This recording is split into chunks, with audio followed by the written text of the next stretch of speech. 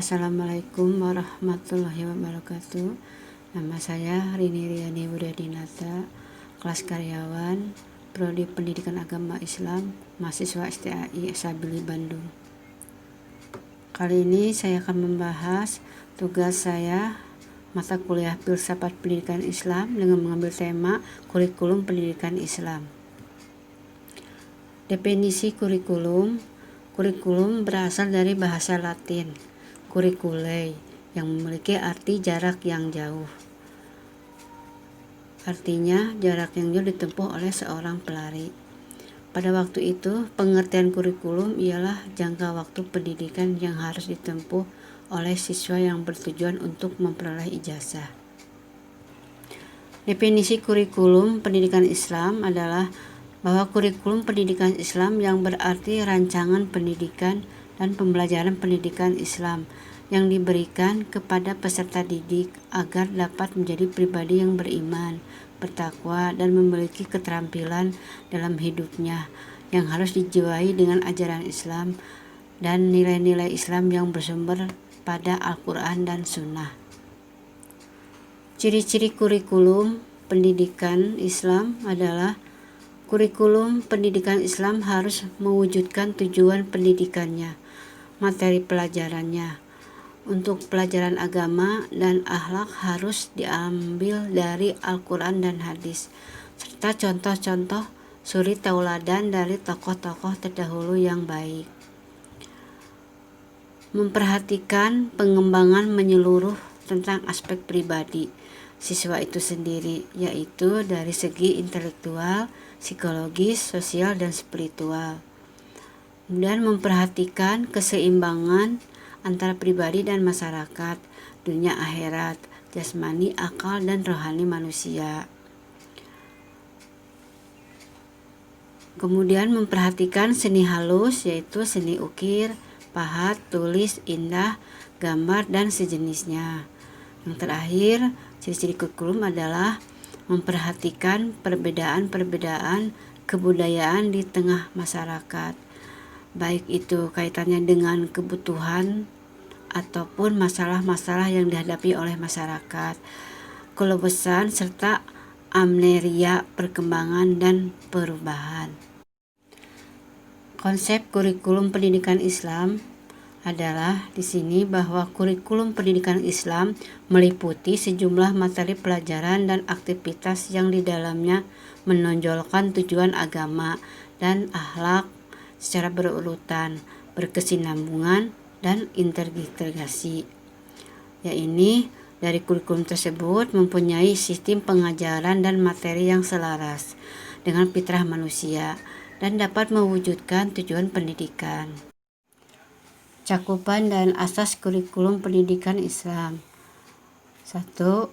Asas religius itu agama. Kurikulum pendidikan Islam yang diterapkan yang berdasarkan nilai-nilai ilahiyah, sehingga dengan adanya dasar ini kurikulum diharapkan dapat menolong peserta didik untuk membina iman yang kuat, teguh terhadap ajaran agama, yang berakhlak mulia, yang melengkapi dengan ilmu yang bermanfaat di dunia dan akhirat. Sebagaimana sabda Rasulullah, yaitu yang artinya, sesungguhnya aku telah meninggalkan kamu yang jika kamu berpegang teguh kepadanya maka kamu tidak akan tersesat selama-lamanya, yaitu kitabullah dan sunnah nabinya. Hadis riwayat Hakim. Asas yang berikutnya yaitu asas falsafah. Asas ini memberikan arah tujuan pendidikan Islam. Dengan dasar filosofis, maka kurikulum akan mengandung suatu pembenaran, terutama kebenaran di bidang nilai-nilai sebagai pandangan hidup. Benaran. Asas psikologis, yaitu asas ini mempertimbangkan tahapan kejiwaan bagi peserta didik yang berkaitan dengan perkembangan jasmaniah, intelektual, bahasa, emosi, dan lain-lain. Sehingga dengan landasan ini kurikulum bisa memberikan peluang belajar bagi anak-anak dan bagaimana belajar itu berlangsung, serta dalam keadaan bagaimanapun anak itu bisa memberikan hasil yang sebaik-baiknya. Asas yang terakhir yaitu asas sosiologis. Asas ini yaitu berkaitan dengan kurikulum yang diharapkan turut serta dalam proses kemasyarakatan, terhadap peserta didik itu sendiri, penyesuaian mereka dengan lingkungannya, pengetahuan dan kemahiran yang akan menambah produktivitas dan keikutsertaan mereka dalam membina umat dan bangsanya. Prinsip-prinsip kurikulum pendidikan Islam adalah di sini bahwa kurikulum berprinsip berorientasi pada Islam, termasuk ajaran dan nilai-nilainya. Untuk itu, kurikulum yang dirumuskan baik yang berkaitan dengan falsafah, tujuan, kandungan, metode mengajar maupun cara berlakuan dan hubungan-hubungan yang berlaku dalam lembaga-lembaga pendidikan harus berdasarkan agama dan akhlak Islam. Prinsip menyeluruh, yaitu muatan kurikulum hendaknya berlaku secara menyeluruh tanpa dibatasi sekat wilayah. Prinsip keseimbangan, yaitu muatan kurikulum hendaknya memuat ilmu dan aktivitas belajar secara berkesinambungan pada jenjang pendidikan yang ditawarkan. Upaya ini dilakukan untuk mengantisipasi agar tidak terjadi pengulangan yang akan membuat peserta didik jenuh atau bosan, boring, dan kesimpangsiuran makna kebenaran yang membuat peserta didik jadi bingung. Prinsip-prinsip interaksi antara kebutuhan peserta didik, pendidik, dan masyarakat. Prinsip pemeliharaan perbedaan-perbedaan individual antar peserta didik, baik perbedaan dari segi bakat, minat, kemampuan, kebutuhan, dan sebagainya.